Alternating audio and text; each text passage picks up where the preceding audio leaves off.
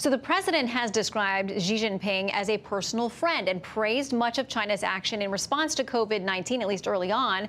So what's his take on this latest Chinese strategy? Do you believe that China is inflicting this upon our country?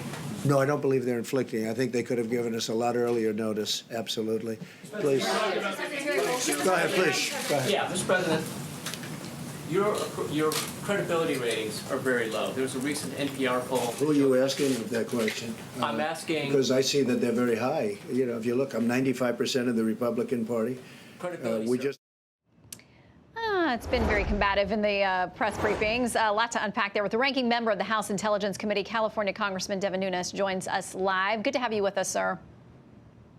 Great to be with you, Shannon. Thank Okay, you. let's start by talking about China. The New York Times, under the headline, "Its coronavirus cases dwindling, China turns focus outward," about now how they're reaching out to other countries. It says, with new daily cases at home dwindling into the single digits, China's mounting a diplomatic offensive to help. An aid blitz that is giving China the chance to reposition itself not as the authoritarian incubator of a pandemic, but as a responsible global leader at a moment of worldwide crisis. Congressman, is that going to fly? I don't think so. House Republicans on the Intelligence Committee have had a long-running investigation into China. And what you're beginning to see is what we've been seeing for many years, and that is that this is an authoritarian regime that cannot be trusted. One of the most important things that we need right now out of China, Shannon, is it would be nice to have good data about how they tested, what were the symptoms, what were the different age groups, and what were the symptoms that they came up with, what were the best treatments. These are all things that you're not seeing. What you are seeing, as Secretary Pompeo said, is you're seeing them blame the U.S. Army. That's unacceptable. This virus originated in China. They covered it up, and they have caused a worldwide panic. Okay, tonight, earlier on Tucker, I believe it was, Senator Tom Cotton talked about introducing legislation to break the U.S. dependence on pharmaceuticals that China is now dangling over our heads, at least rhetorically. Where do you think that goes? Well, look, I think that what you're going to see after we figure out how to treat this virus, and hopefully it begins to slow globally, what you're going to see is many countries that are going to for sure want to break the supply chain. That we're not going to want to have to rely on China for anything that is paramount for the survival of our people or to our economy. And so, you know, we had already started that with some of the trade sanctions that we had put in place and the trade tariffs that the Trump administration was dealing with. Now I think people are beginning to understand that it's not just about the supply chains. It's not just about their 2025 and 2035 plan that they have to rule the world. You also have other issues out there, Shannon, like how they're subsidizing Huawei, and they're trying to roll out the next generation of communications capabilities, and also how they're stealing us blind with our intellectual property. These are all issues that have to stop. I think you're going to see major pieces of legislation that are going to begin to move and ultimately become law to rein in a wild and out-of-control authoritarian regime in China. Okay, Dr. Deborah Birx said today that we're changing our projections, our ideas every single day because we're getting so much new data in. With that in mind, I want to take you back to Sunday night when you said that folks should go out and try to patronize local businesses in ways that they could. There has now been a very strict crackdown from the federal level on down on all kinds of things. Bars and restaurants closed everywhere. I want to give you a chance to answer your critics who've said you got that totally wrong.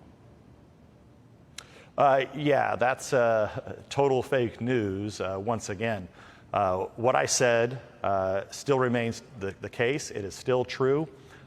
Right now, what we have on the ground here, I'm out in California, the number one problem we have right now is we have hundreds and hundreds of people that are going into Costco and grocery stores and other places. That's exactly what we don't want you to do. In the meantime, we have restaurants that are remaining open, that can serve food safely and cheaply. They're moving to takeout. You have drive-throughs.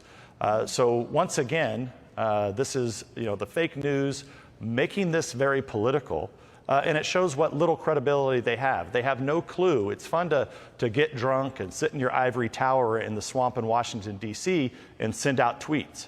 It's another thing when you go out and get on the ground out here in California and you see hundreds of people in line, waiting in line in the cold and the wet and the rain, trying to get in, old people, young people, all sorts of ages.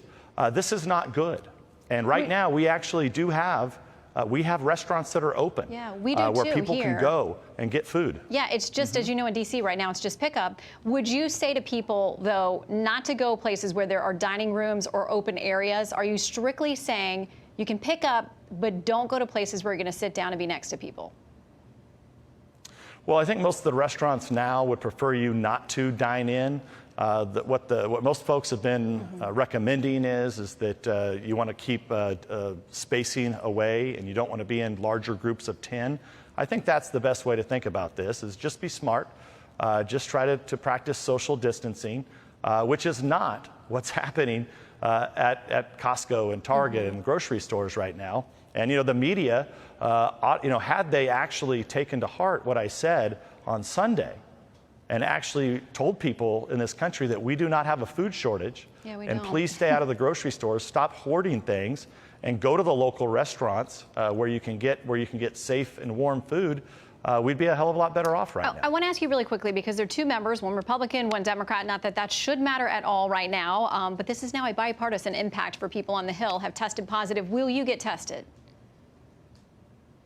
Well, I don't know if I'll be tested because I think we need to make sure that the tests are available for those who really need them. I did just speak to Mario Diaz-Balart, who's a close friend of mine. He's recovering well.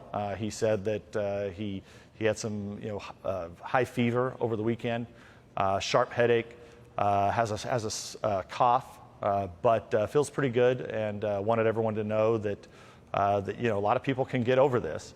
And I still think the number one issue that we have out there right now, Shannon, is that if you have a respiratory issue at any age, you need to be very, very careful. And Mario Diaz-Balart had actually self-quarantined himself because he has family members that have respiratory issues. And thankfully he did that. He stayed away from his family because he knew he was around a lot of people, and he knew getting close to someone that had a respiratory issue could be problematic, and he made the right choice for his family. We all need to follow those guidelines. And today, the Surgeon General said 99.3% of people will recover. We got to share that message as well. Congressman Nunes, thanks for making time for us. Good to see you. My pleasure. Thank you.